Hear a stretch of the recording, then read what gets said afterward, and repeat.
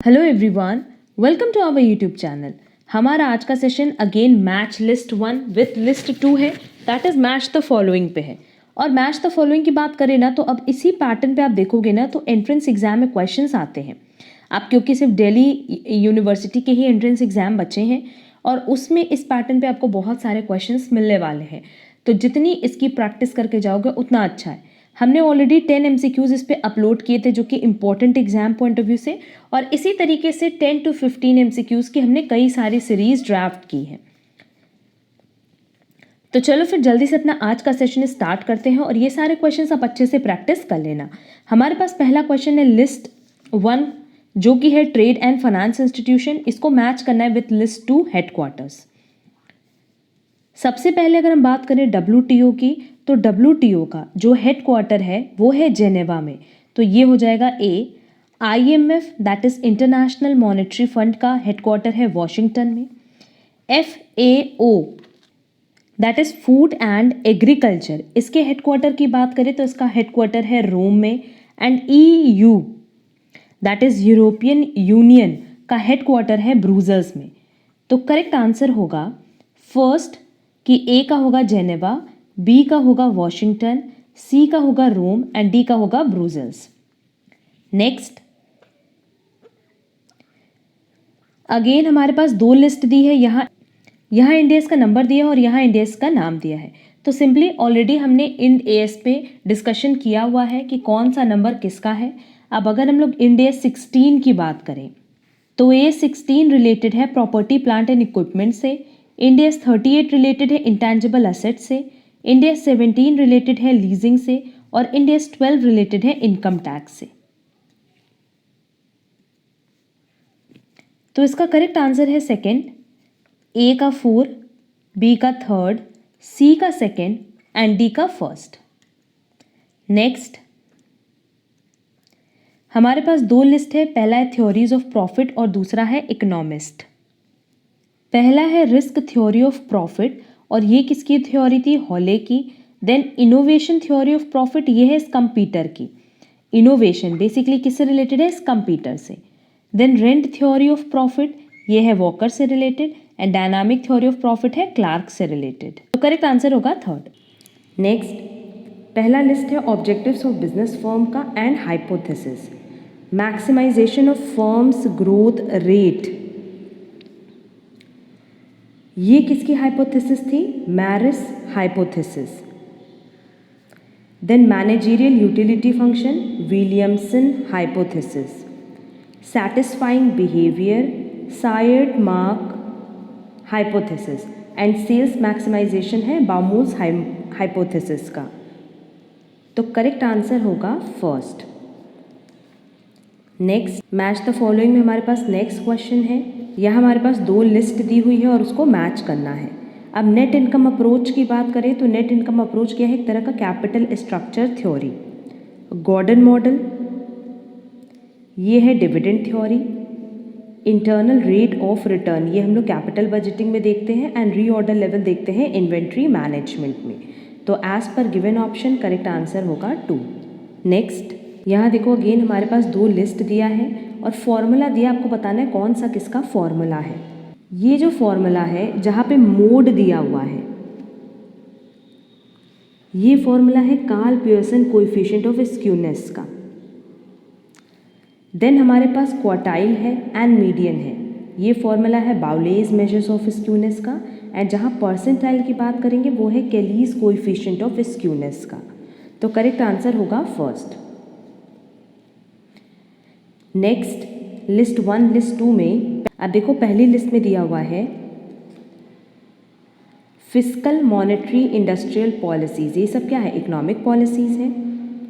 फिर है social obligation toward several stake holders, तो स्टेक होल्डर्स की तरफ जो सोशल ऑब्लिगेशन है वो क्या हो गई, सोशल रिस्पॉन्सिबिलिटीज।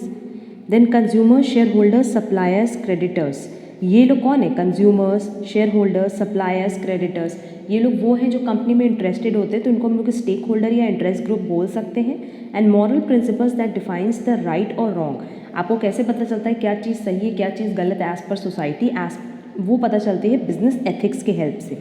तो एज पर गिवन ऑप्शन करेक्ट आंसर होगा 4। नेक्स्ट, इंटरबैंक कॉल मार्केट, ये शॉर्ट टर्म मैच्योरिटी का होता है। कमर्शियल बिल, ये मनी मार्केट से रिलेटेड है। कमर्शियल पेपर, ये प्रोमिसरी नोट से रिलेटेड है। एंड ट्रेजरी बिल, ये गवर्नमेंट पेपर है। तो एज पर गिवन ऑप्शन करेक्ट आंसर होगा 2। नेक्स्ट, साइबर क्राइम, ये रिलेटेड है इंफॉर्मेशन टेक्नोलॉजी एक्ट से, doctrine of caveat emptor, simply let the buyer beware, और ये किससे रिलेटेड है? सेल ऑफ गुड्स एक्ट से। Then dishonour of bill, negotiable instrument act, patent and copyrights, intellectual property right act. तो as पर given option correct answer होगा 3rd। Next, section 6 sub section 1, ये related है रेसिडेंट से। Section 10AA, ये related है leave salary से। Section 10 sub section 1, ये रिलेटेड है एग्रीकल्चरल इनकम से। And section 10 sub section 5 leave travel concession. तो एज पर गिवन ऑप्शन करेक्ट आंसर होगा 4। इसी तरीके से छोटे छोटे सेक्शंस एग्जाम में आते हैं। नेक्स्ट देखो, हमारे पास डिडक्शंस दिया हुआ है। बहुत सिंपल डिडक्शंस के बारे में यहाँ पूछा है। सेक्शन 80 TTA, ये बेसिकली किससे रिलेटेड होता है?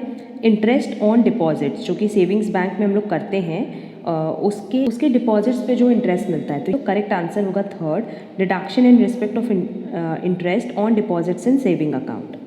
देन 80 CCD, ये रिलेटेड है deduction in respect of contribution to national pension system, that is NPS। फिर है 80E, ये लोन से रिलेटेड है, deduction in respect of payment of interest on loan taken for higher education.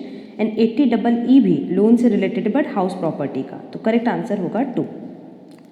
As per given option correct answer है 1। Next, ये question important exam point of view से। Rival firms की बात करें तो ये इंटरनल इन्वायरमेंट से रिलेटेड है। टेक्नोलॉजी एक्सटर्नल इन्वायरमेंट से रिलेटेड है। इम्प्रूविंग क्वालिटी ग्लोबल इन्वायरमेंट से रिलेटेड है। And ethics in business social culture environment से रिलेटेड है। तो एज पर गिवन ऑप्शन करेक्ट आंसर होगा 3rd। Next, income elasticity less than unity, अगर income elasticity less than unity है तो ये किन गुड्स की बात कर रहा होगा? सुपीरियर गुड्स की। Cross elasticity less than unity, अगर क्रॉस इलास्टिसिटी लेस देन 1 है तो competitive goods. And less than 0 है तो उस केस में complementary goods. And income elasticity less than 0 है तो उस केस में वो इन्फीरियर गुड्स की बात कर रहा है। इन्फीरियर गुड्स के साथ कैसा रिलेशन होता है? नेगेटिव रिलेशन होता है। क्लियर? तो करेक्ट ऑप्शन होगा 3rd। Next, propounder of theory and theory of motivation,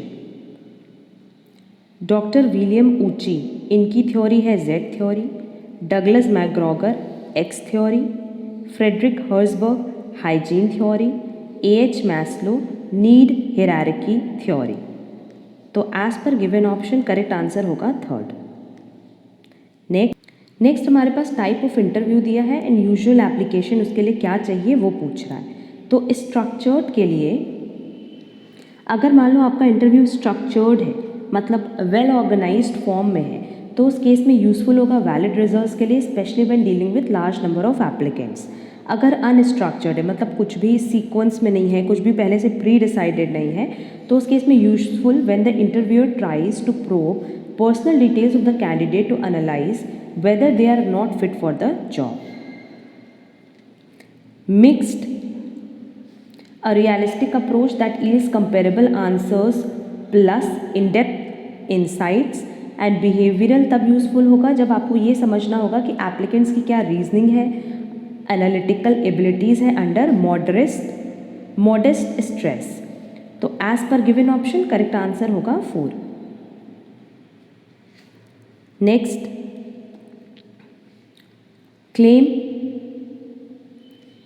claim आप किसके लिए कर सकते हो? टेलीफोन मोबाइल अलाउंस के लिए, इंटरनेट अलाउंस के लिए, मेडिकल अलाउंस के लिए, क्योंकि कुछ पोर्शन इसका रीइंबर्स किया जाता है।